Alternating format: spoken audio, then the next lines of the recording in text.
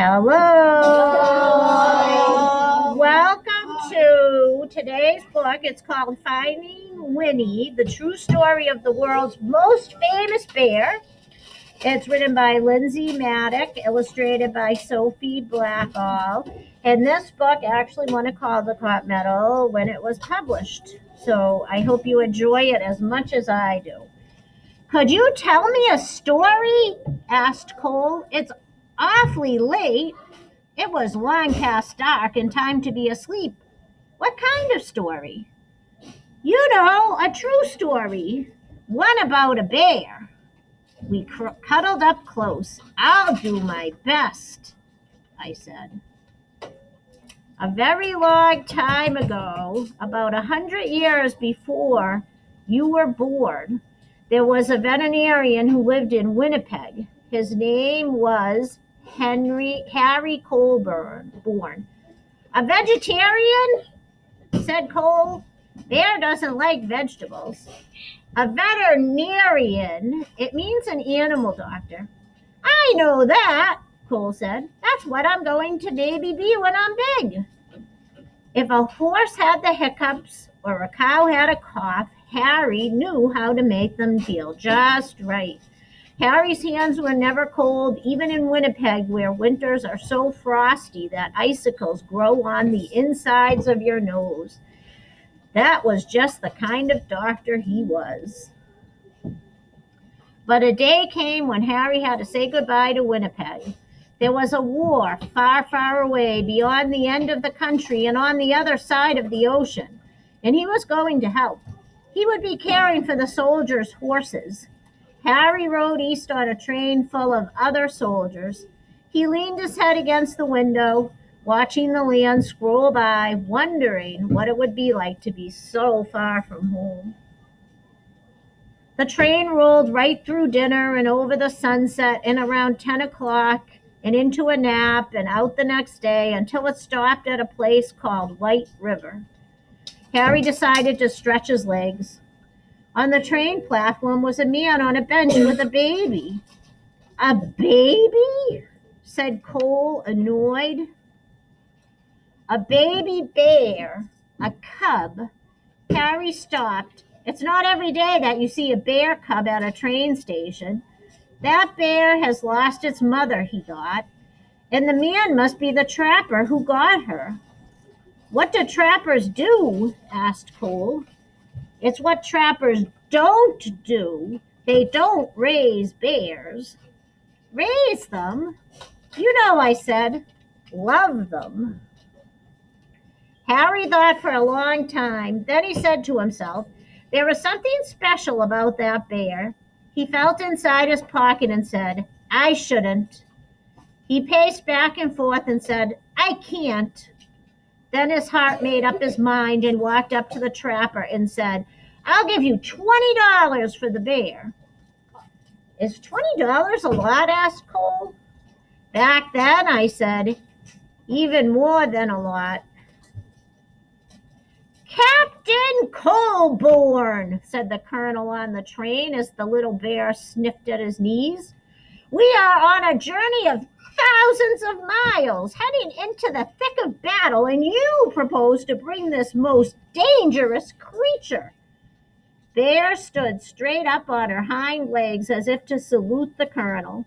The colonel stopped speaking at once, and then in quite a different voice he said, Oh, hello. The men of Harry's regiment squeezed by to have a look. I've decided to name her Winnipeg, Harry told them, so we'll never be far from home.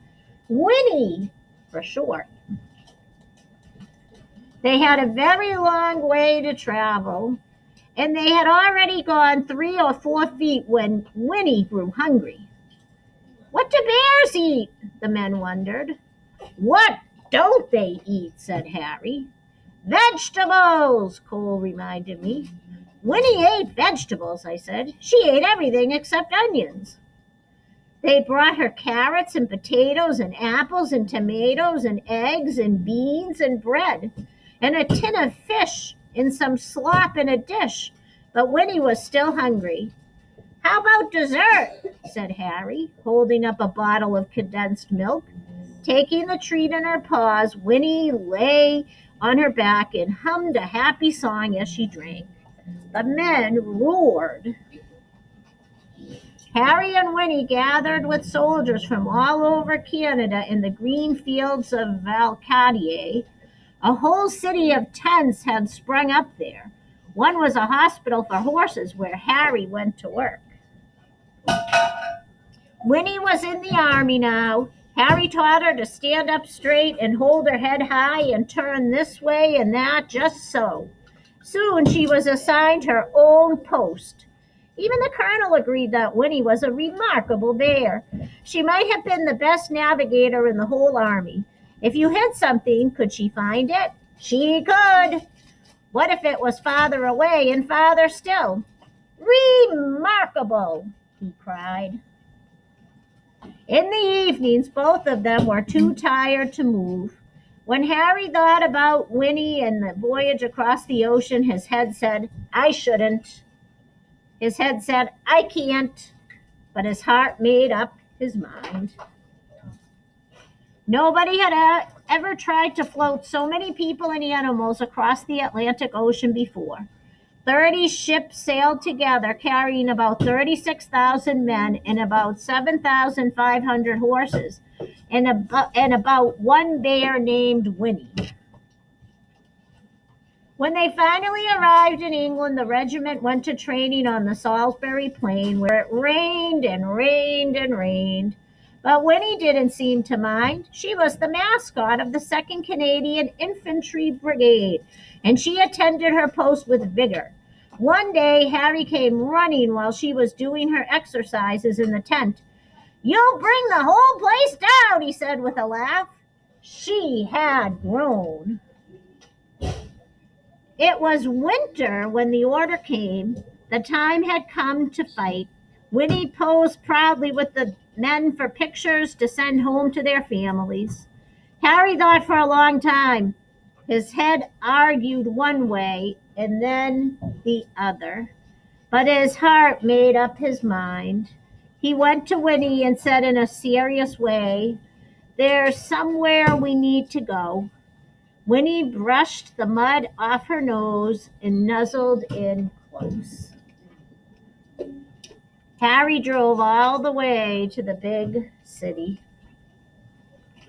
Here we are, said Harry, the London Zoo. Harry took a deep breath.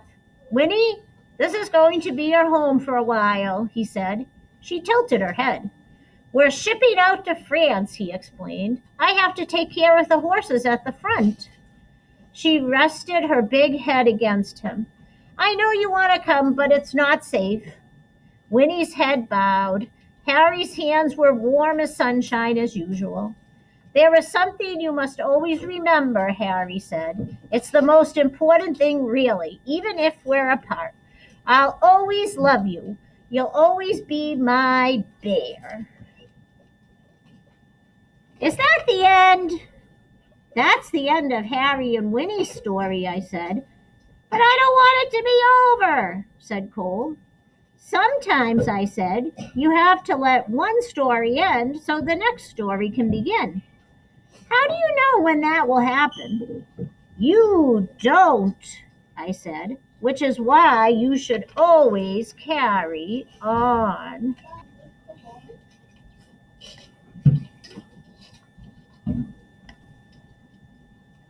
Once upon a time, there was a little boy with a stuffed bear.